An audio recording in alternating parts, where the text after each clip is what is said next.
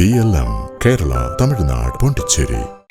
BJP നേതാവ് VV Rajesh Thiruvananthapuram mayor സ്ഥാനാർത്ഥി. നീണ്ട ചർച്ചകൾക്ക് ശേഷമാണ് ഈ തീരുമാനം.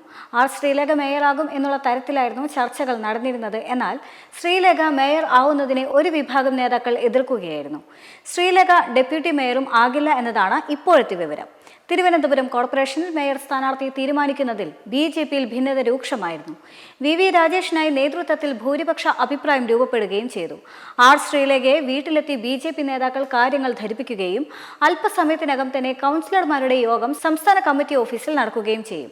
സമവായത്തിനായി നേതാക്കളുമായി രാജീവ് ചന്ദ്രശേഖർ വീണ്ടും കൂടിയാലോചന നടത്തുകയും ചെയ്തു. BJP ജില്ലാ അധ്യക്ഷനായിരുന്ന VV രാജേഷിന്റെയും ശ്രീലേഖയുടെയും പേരുകളായിരുന്നു കൂടുതൽ സാധ്യതയിൽ ഉണ്ടായിരുന്നത്. VV രാജേഷിനെ മേയർ ആക്കണമെന്നായിരുന്നു RSSന്റെയും അഭിപ്രായം. ഒപ്പം കരമന അജിത്ത്, MR ഗോപൻ തുടങ്ങിയവരുടെ പേരുകൾ പരിഗണിക്കപ്പെട്ടുവെങ്കിലും ഇവരെയൊക്കെയും അവഗണിച്ചുകൊണ്ട് BJPയിൽ പ്രവൃത്തി പരിചയം പോലുമില്ലാത്ത ശ്രീലേഖയ്ക്കാണ് സംസ്ഥാന അധ്യക്ഷൻ ഉൾപ്പെടെയുള്ള ഒരു വിഭാഗം പിന്തുണ പ്രഖ്യാപിച്ചത്. കഴിഞ്ഞ ദിവസം കൗൺസിലർമാരെ നേരിൽ കണ്ടും സംസ്ഥാന അധ്യക്ഷൻ അഭിപ്രായം ആരാഞ്ഞിരുന്നു. കൂടുതൽ പേരും ശ്രീലേഖയ്ക്കെതിരെ എതിർപ്പ് രേഖപ്പെടുത്തുകയും ചെയ്തു. നിലവിൽ രാജീവ് ചന്ദ്രശേഖർ ഡൽഹിയിലാണ്. കേന്ദ്ര നേതൃത്വത്തെ തീരുമാനം അറിയിക്കുകയും ചെയ്യും. 4 പതിറ്റാണ്ടായി തുടരുന്ന ഇടതുകോട്ട തകർത്തുകൊണ്ടാണ് 50 സീറ്റുമായി BJP തിരുവനന്തപുരം കോർപ്പറേഷൻ പിടിച്ചെടുത്തത്. എന്നാൽ അതേസമയം തന്നെ സീറ്റ് ഇരട്ടിയാക്കിക്കൊണ്ട് UDF വൻ മുന്നേറ്റമുണ്ടാക്കിയിരുന്നു. ത്രികോണപ്പോരിൽ തിരുവനന്തപുരം BJPക്കൊപ്പം നിൽക്കുകയായിരുന്നു.